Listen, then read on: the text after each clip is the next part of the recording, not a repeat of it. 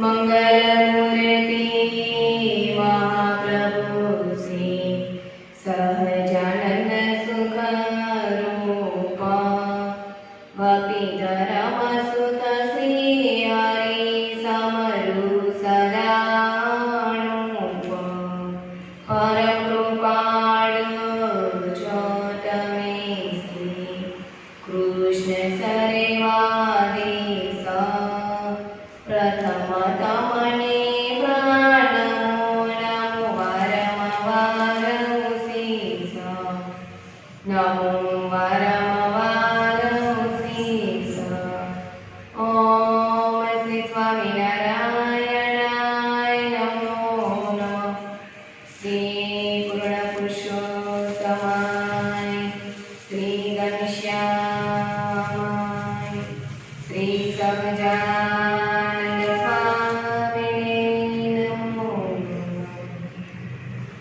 ભગવાનના વરવાલા ભક્તોને ભાવથી અમારા જય સ્વામી।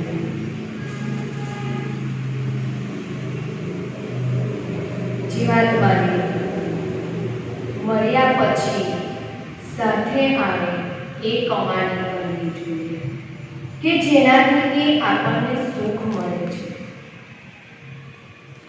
કે ભગવાનને ભજન કરેલું એ જ સાથે આવવાનું છે અને એ જ કમાણી સાચી છે અને કમાણી એટલે ભગવાનની ભક્તિ। વચનામૃતમાં શ્રીજી મહારાજ કહે છે કે જેને ભગવાન વિના બીજી કોઈ વાસના ન હોય અને પોતાને બ્રહ્મરૂપ માનીને ભગવાનની ભક્તિ કરતો હોય તે જ એકાંતિક ભક્ત કહેવાય છે। તેના જીવનમાં ભક્તિનું પ્રાધાન્ય હોય છે અને તે જ પ્રધાન રાખે છે કે જે કાયમના માટે આપણને સુખ આપે છે। ભક્તિ થકી જ આપણના જીવનમાં સુખ આવે છે। વર્તમાન યુગમાં પણ ભક્તિ થકી સુખ મળે છે અને પછી પણ ભક્તિ થકી જ સુખ મળે છે। જો ભક્તિ ન કરીએ તો મૃત્યુ પછીનું પણ દુઃખ છે અને મૃત્યુ પહેલા પણ દુઃખ ને દુઃખ છે। ભગવાનની ભક્તિ તો કરવી જ પડે છે કે જે ભગવાનના ભક્ત હોય તેને સુખ આવે યા દુઃખ આવે, જે આવે તે સુખમાં છકી ન જાય અને ગમે તેવું દુઃખ હોય તોય મનની મતિ જરાય ચલાય મન નાખે। દુઃખ જોઈને ઘણા નથી આપઘાત કરી દેતા હોય છે, કૂવામાં પડી જતા હોય, નદીમાં પડી જતા હોય છે, ગળે ફૂંકો ખાઈ જતા હોય છે, છરો હોય તો ઘૂસીને મરી જતા હોય છે। આ દુઃખની અરેરાટી હોય છે। સુખ થઈ ગયું હોય તો છકી જતા હોય છે, પેલે જવું, પેલું જોવા જવું, પેલે ફરવા જવું, પેલું ખાવું, આ ખાવું, આવા કપડાં પહેરવા, એ છકી ગયા કહેવાય છે। સુખને એ માની શકતા નથી। રણમાં સૂરો હોય, રણમાં સુરવીર યોદ્ધા હોય, પછી એ યુદ્ધ કરવા રણમાં જાય ત્યારે એ ટૂંક થઈ જાય પણ પાછો ન પડે, એ પાછો આવે જ ના। રણમાં એટલો પોતાના શરીરના ટુકડા કટકા થઈ જાય પણ એ મોટી સેના જોઈ અને પાછો ખસે નહીં। એ પોતાનું મૃત્યુ ત્યાં આગળ આંબી શકે પણ એ પાછો જોઈને ભયથી બીકથી પાછો આવે નહીં। સતી હોય, પહેલેના જમાનામાં પતિની પાછળ પતિવ્રતા સ્ત્રી સતી થતી। એ તો આપણા સ્વામિનારાયણ ભગવાને તે જમાનામાં બાળકીને દૂધ પીતી કરવાનો રિવાજ અને સતી પ્રથા બંને એ મહારાજે બંધ કરાવી છે. એ સતી પણ અગ્નિની મોટી મોટી જ્વાળાઓ જોઈને પછી સતી થવા નીકળી હોય, પાછી ન આવે. એની સાથે જ એ અગ્નિમાં આહુતિ આપી દે છે. કોઈ દિવસ એ પાછી ન વળે.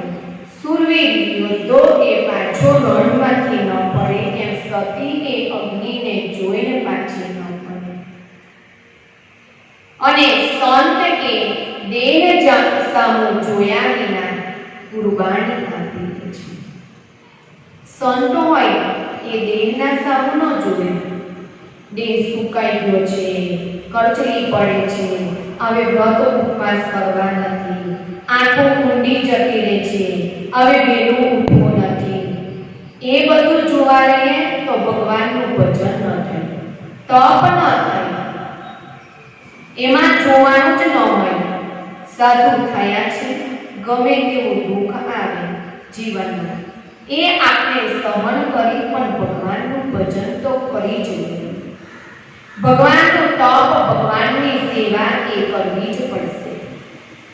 પછી દેહ સામું જોયા કરશે તો ભગવાનનું ભજન ન થાય.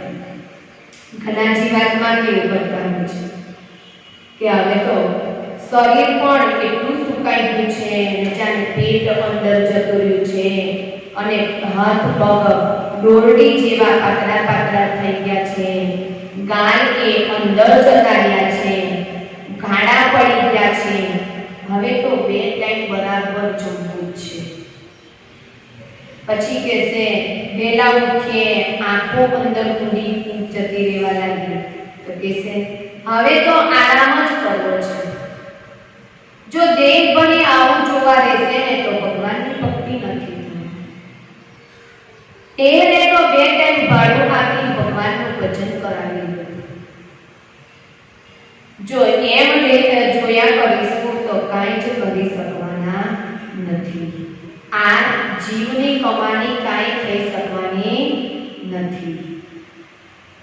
તમે આમ ને આમ જોયા કરો તો નોકરીએ જવાય, દેહ માટે કમાણી કરવા જવાય, બહુ ઠંડી છે આજે નથી જવું, વરસાદ બહુ પડે છે નથી જવું, ગરમી પુષ્કળ લાગે છે બપોરના સમયે, એસી ચાલુ કરીને ઘરમાં બેસી રહેવું છે, તો શું એ દેહની કમાણી થઈ શકે?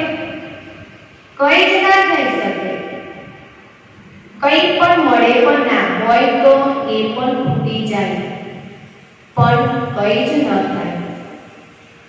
એમ દેહ સામું જોઈશું તો ભગવાનનું ભજન થવાનું નથી. એક વખત મુક્તાનંદ સ્વામી ફરતા ફરતા જ્ઞાન ઉપદેશ કરતા કરતા એ વાકિયા ગામમાં પધાર્યા છે. વાકિયા ગામમાં પધાર્યા છે ત્યાં આગળ એક માધા ભગત કરીને હરિભગત હતા. એ મુક્તાનંદ સ્વામી પાસે આવ્યા છે. ભક્તિના રંગથી ખૂબ રંગાઈ ગયા છે. ભક્તિના રંગથી રંગાઈ ગયા એટલે એમને એમ થઈ ગયું છે કે આ સંસારનું જીવન શું કામ હતું? આ તો ખારા સમુદ્ર જેવું છે કે સમુદ્ર પાણીથી ભરેલો છે પણ ખારો ખારો છે, એટલે એ કામનો ભરો. આટલું તળાવ જળાશય હોય પણ મીઠું પાણી હોય તો એ પીવા લાયક છે. આટલો બધો સમુદ્ર પાણીથી ભરપૂર ભરેલો છે પણ પાણી તો આમ આંગળી કડાડીને ચાખો ને એકદમ ખારું ખારું લાગે. આટલો ગુંડળો પણ ના પીવાય ને આપણી તરસ પણ ન છીપાય. પણ પેલું તો આટલું પાણી પીધું હોય ને તો મીઠું કોપરા જેવું લાગે. એટલું સરસ આપણને પીવાનું મન થાય. એમ ત્યાં આ સંસાર સાગરમાં શું કામ છે કે રહીને? આ સ્વામી આવ્યા છે ને, હવે તો સ્વામીની સાથે જ ચાલતું થઈ છે. સ્વામીને કહે છે, સ્વામી મારે સાધુ થઈ જવું છે, મારે તમારી સાથે આવવું છે કે મને તમારી સાથે લઈ જાઓ. સ્વામીએ કહ્યું, તમારાથી નહીં રહેવાય. તમારા મનને તો પૂછો, કેમ સાધુ થવા જવું? તમારું આમાં કામ જ નથી કે તમારું બે ધારું જીવન છે, બે ધારું તમારું જીવન છે. સંતો સાથે મંદિરમાં તન મનથી સેવા કરવી પડશે કે મુક્તાનંદ સ્વામી કહે છે કે તમારે સંતોની સાથે તન મનથી સેવા કરવી પડશે. ખાવાનું ટાઢું મળશે, સ્નાન કરવા ગરમ પાણી નહીં મળે. તમારી જેમ ખાવાનું ગરમા ગરમ ન હોય. સંસારમાં તો ગરમા ગરમ ખાતા હોય. આવશે ત્યારે રોટલી કરીશું, આવશે ત્યારે ભાખરી કરીશું, ગરમ ગરમ ભાત મૂકીશું. આમ થતું હોય છે. અમારે તો ઠાકોરજીનો સમય 10 વાગ્યાનો 10 વાગે એ થાળ થઈ જ જવો જોઈએ. ઠાકોરજીને ગરમ ગરમ જમાડવાનું, પછી એ તો આપનો જમવાનો સમય ઠંડુ જ જમવાનું હોય છે. આ તો પોતે ગરમા ગરમ જમવામાં તો ઠાકોરજીને 1 વાગી જાય. એમ ન વિચારે ઠાકોરજી તો એમનું બેસી ગયા છે. અમારે ઠાકોરજીનો વિચાર કરવો. એટલે ત્યાં તો તમને ટાળું જમવાનું મળશે. પછી કે તમને ગરમ પાણી નહીં મળે કે ઠંડા પાણી નહીં મળે. માઘ સ્નાન ચાલે છે. પોષ ને માઘ અડધો મહિનો હોય છે. માઘ સ્નાન ચાલે ને કેવી ઠંડી, કેવી ગજબની કડકડતી ઠંડી હોય છે. કડકડતી ઠંડી દાઢીમાં તમારી ડગડગે, એટલી ભયાનક ઠંડી.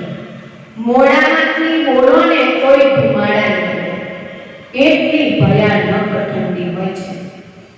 તોય પાછું નળના પાણી નહીં, ગરમ પાણી તો પછી નાવાની જ કઈ વાત કરી. ટાંકીના નળ આવતો હોય તો નળના પાણી નહીં નાવે, તો ગરમ પાણી તો કેમ નવાય? એ તો સંભવિત શકે કેમ નથી. ગરમ પાણીથી તો નવાય જ નહીં. ત્યારે તો માટલાના કોરા, માટલું કોરું હોય એ એના ઠંડા પાણી નાવું, નદીએ નાવા જવું, સમુદ્ર સ્નાન કરવા જવું, જળાશયમાં, વાવ, કુવા, ત્યાં આગળ આપણે સ્નાન કરવું. પણ ગરમ પાણી તો મળે જ નહીં. ગરમ પાણી ન મળે અને સુવા માટે કે કઈ બેડ, દલપનું ગાદલું એ કઈ જ મળે નહીં.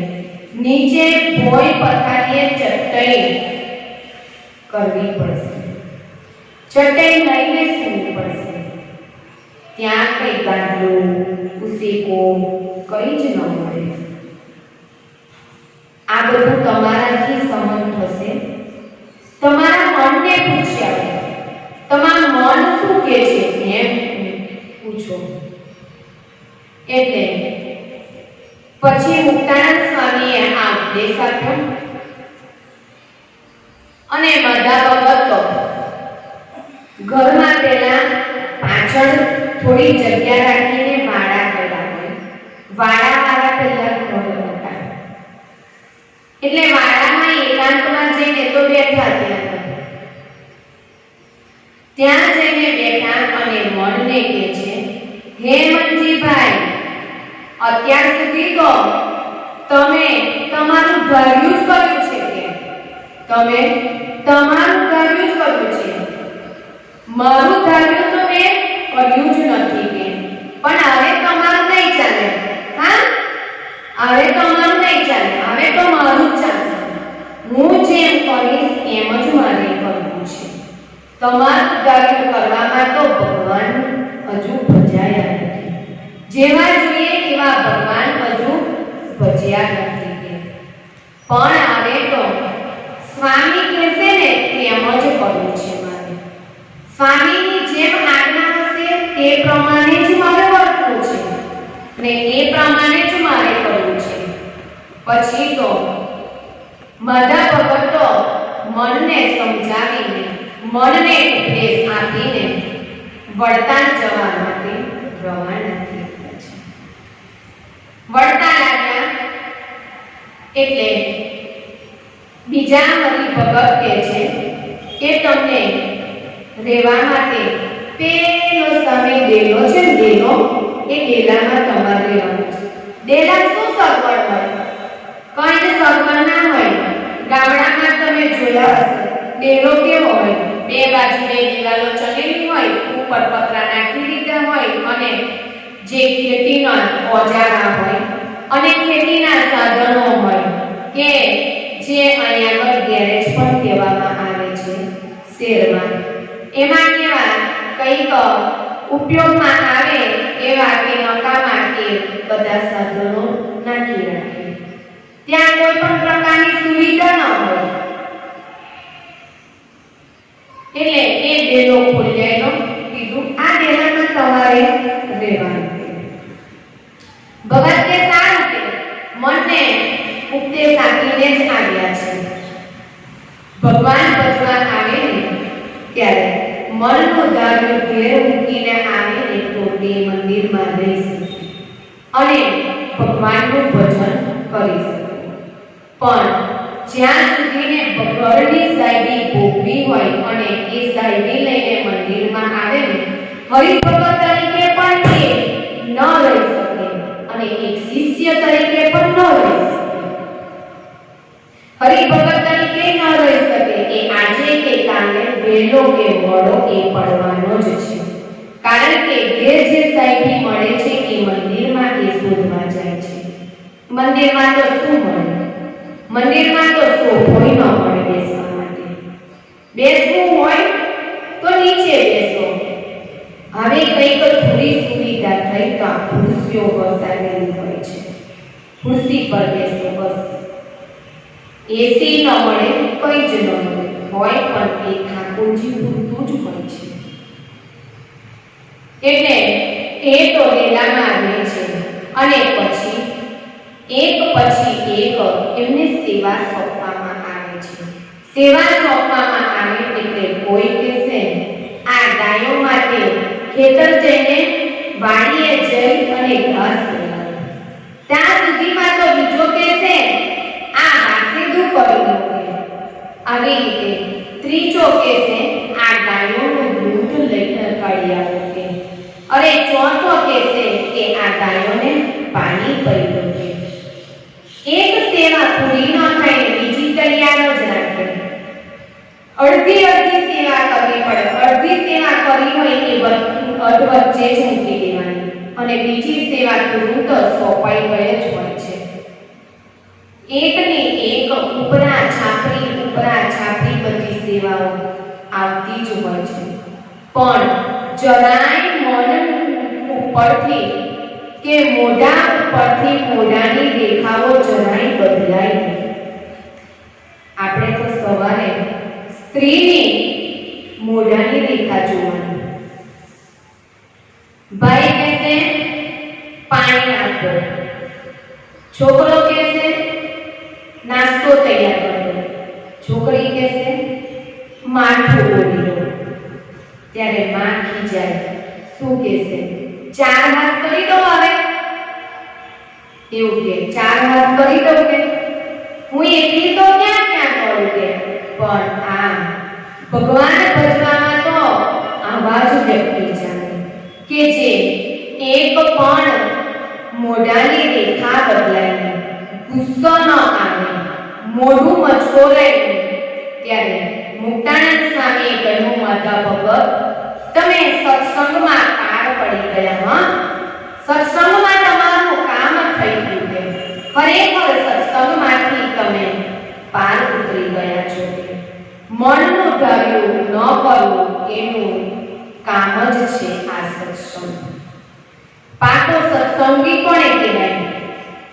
વચનામૃતમાં શ્રીજી મહારાજ કહે છે કે ગમે તેવા વચનના ભેદામાં લઈએ એનું ગમતું મુકાને અમારા ગમતામાં રાખીએ અને કોઈ પણ રીતે દેહ પર્યંત મૂંઝાય નહીં એવો જે હોય તે જ પાકો સત્સંગી ખરેખરો સત્સંગી કહેવાય છે.